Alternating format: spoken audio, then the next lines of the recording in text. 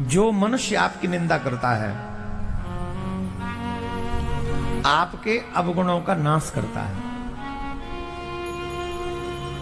आपके जो पाप हुए हैं उनका वो भागीदार बनता है।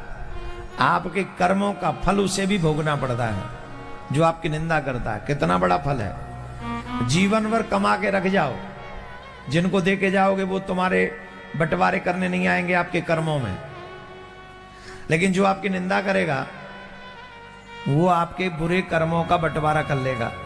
तो कितना बड़ा फायदा है कि नहीं। पहला फायदा तो यह है कि आपके पाप में वो बंटवारा करता है। दूसरा जो और भी अच्छा फायदा है, तुम्हारे स्वभाव को सुना सुना कर, बता बता कर तुम्हें ये ज्ञान कराता है कि तुम में ये कमी है। तुम उन कमियों को सुनकर क्रोध करने की बजाय उसे सुधारने का प्रयास करो, क्योंकि कभी भी अभिमान, बुराइयां ये महसूस नहीं होने देती कि हम में बुराई है। हम ही को महसूस नहीं होता, बाकी सबको होता है, तो वो तो आके हमें महसूस करा देता है। हमारी तुम्हारी तो बात छोड़ो, चैतन्य महाप्रभु की निंदक इसी नवद्वीप धाम में हुए। वैष्णव महाराज हुए कि नहीं हुए?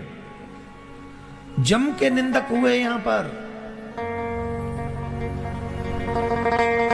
चैतन्य महाप्रभु की खूब निंदा करते थे,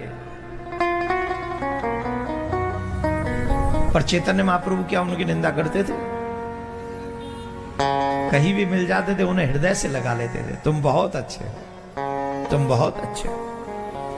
ये संसार सच को मानता नहीं, जानता नहीं। सच यह है निंदा और बुराई उसी की होती है जो कुछ अच्छा करना चाहता है, जो भला करना चाहता है। अब तुम बुरा करो और फिर भी तुम्हारी निंदा करे तो ये मत समझना कि तुम अच्छा कर रहे थे। बुरा कर रहे हो तो तुम्हें पता है ये बुरा है। एक बात बताओ, बचपन में जब तुम चल नहीं सकते थे, ये निंदक तुम्हारी मां से भी ज्यादा शुभ चिंतक है तुम्हारे। ये जो निंदा करने वाले हैं ये तुम्हारी मां से भी ज्यादा, तुम्हारे पिता से भी ज्यादा तुम्हारा भला चाहने वाले। पूछो कैसे? जब बचपन में तुम चल नहीं सकते थे, हाथ हिला नहीं सकते थे, पैर नहीं चला सकते थे, और जब तुम बिस्तर में ही मलमूत्र त्याग देते थे, उस समय तुम्हारी मां क्या करती थी? तुम्हें बिस्तर में से उठाती थी और बिस्तर से उठाकर पानी के पास ले जाती थी, तुम्हें साफ करती थी, नहलाती थी और निला दुला कर नए कपड़े पहना देती थी। साफ कर दिया। तुम गंदे हो गए थे, तुम गंदगी में पड़े थे, मलमूत्र में पड़े थे, पर तुम्हारी मां ने उठाया और उठाकर साफ कर दिया, निला दुलाकर साफ कर दिया तुमको। सही हो गया कि नहीं हो गया? बोलो। तो तुम्हारी मां ने तो, तुम्हारे पिता ने तो, तुम्हारे भाई ने या किसी बड़े ने अपने हाथ से तुम्हें साफ किया।